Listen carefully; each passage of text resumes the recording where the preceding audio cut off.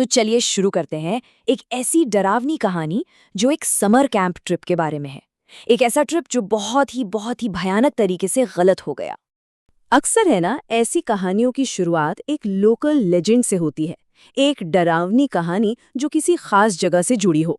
और हमारी कहानी भी एक ऐसी ही जगह की है जो पता है पिछले 20 सालों से बंद पड़ी है। तो हमारी कहानी शुरू होती है ठीक 20 साल बाद, उस घटना के 20 साल बाद, जब कॉलेज के 5 दोस्त कुछ थ्रिलिंग करने के मूड में थे। अब ये टाइमलाइन देखिए, इससे अंदाजा लगेगा कि ये मिस्ट्री कितनी पुरानी है। मतलब 20 साल पहले एक लड़का गायब हो जाता है और आज हमारे सामने हैं 5 दोस्त, आरव, नील, तान्या, रिया और कबीर। और कबीर वो बस 3 महीने पहले ही इस ग्रुप का हिस्सा बना था। तो चलिए आगे देखते हैं कि ये एडवेंचर का कीड़ा उन्हें कहाँ ले जाता है। क्योंकि वो एक ऐसी जगह की तरफ बढ़ रहे थे जहाँ जाने से हर कोई मना करता था। वो लोग कुछ टिपिकल वेकेशन जैसा नहीं चाहते थे, उन्हें चाहिए था असली एडवेंचर। और हाँ, एडवेंचर तो उन्हें मिला, पर ऐसा जिसकी उन्होंने कल्पना भी नहीं की होगी।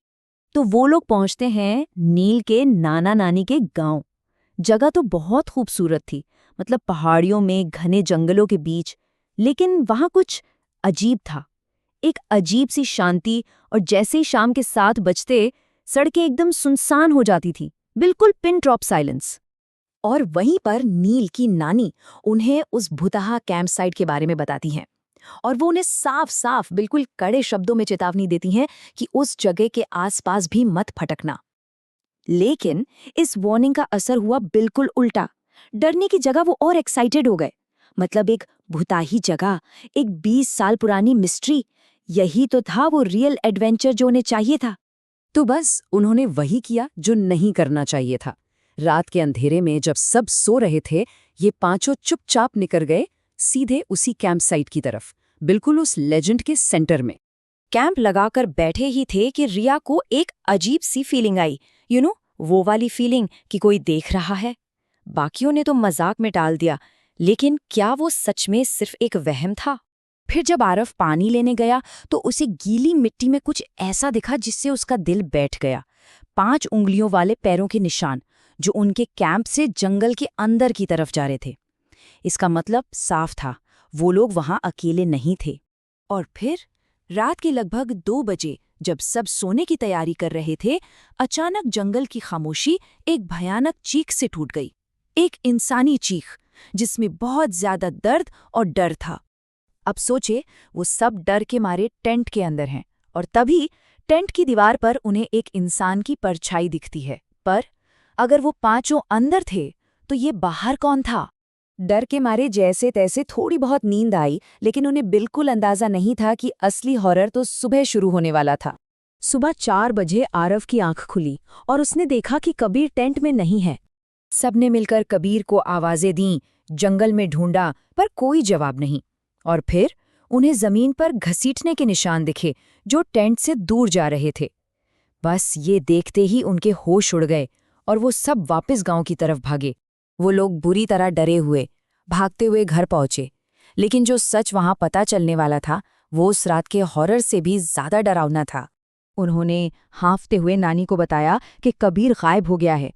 तो नानी ने उन्हें बहुत अजीब तरह से देखा और कहा, कबीर? कौन कबीर? तुम लोग तो 4 ही आए थे और चारों के चारों तो यही हो। और फिर नानी ने एक पुरानी फोटो निकाली, 20 साल पुरानी, उसी समर कैंप की।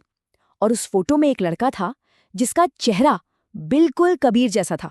वही लड़का जो 20 साल पहले गायब हुआ था। मतलब जिस कबीर को वो 3 महीने से अपना दोस्त समझ रहे थे, वो असल में था ही नहीं। वो तो उस 20 साल पुरानी कहानी का भूत था।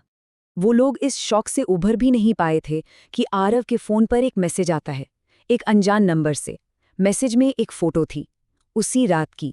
फोटो में वो चारों थे और उनके ठीक पीछे कबीर खड़ा था, पर उसकी आंखें बिल्कुल काली थीं। लेकिन कहानी का सबसे बड़ा ट्विस्ट तो अब आने वाला था। आरव घबराकर वो फोटो नील को दिखाता है। नील फोटो देखता है और मुस्कुराने लगता है। और फिर धीरे धीरे उसका चेहरा कबीर में बदलने लगता है।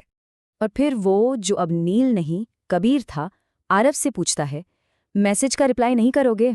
तुम सब मेरे साथ चलोगे अगले समर कैंप में? चलोगे ना?